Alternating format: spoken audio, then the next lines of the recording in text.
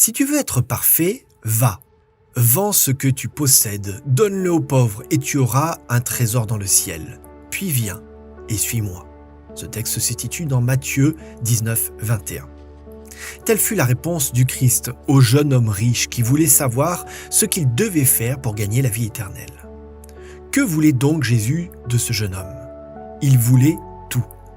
Il est intéressant de remarquer que lorsque le jeune homme s'en alla tout triste, car il avait de grands biens, nous dit le verset 22, Jésus ne courut pas après lui en lui disant « Hé là, reviens, détends-toi, je parlais en parabole, il suffit d'apporter ta dîme et tes offrandes. » Non, l'argent était devenu un dieu dans la vie de ce jeune homme, et seul un abandon complet de lui-même pouvait être acceptable.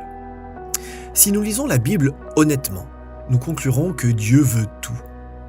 Un jour, une mère de 5 ans qui écoutait un sermon décida de donner tout ce qu'elle avait en sacrifice pour la cause de Dieu.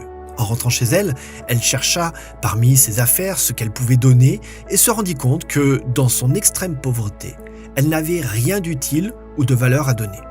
Soudain, son attention fut attirée sur ses 5 précieux enfants, 3 filles et 2 garçons. Elle alla dans sa chambre et pria ainsi. « Seigneur, je ne possède aucune richesse matérielle qui puisse servir pour ta cause, mais j'ai 5 enfants. Aujourd'hui même, je les consacre aux missions. Utilise-les comme missionnaires. » Quelques années plus tard, tous ces enfants servaient la cause de Dieu comme missionnaires. Ellen White nous aide à comprendre ce concept en disant « Au moment du succès, quand les filets étaient remplis de poissons et l'appel du passé était le plus fort, Jésus demanda aux disciples qui se trouvaient au bord de la mer de tout quitter pour se vouer à l'œuvre de l'Évangile. Chaque âme est mise à l'épreuve de la même manière et doit montrer si elle préfère la communion du Christ au bien temporel.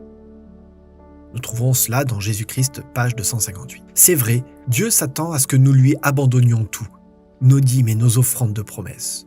Ne sont qu'un symbole, un pense-bête et une expression de notre consécration complète à lui. En les lui apportant maintenant, puissions-nous mettre nos désirs à la dernière place et Dieu à la première.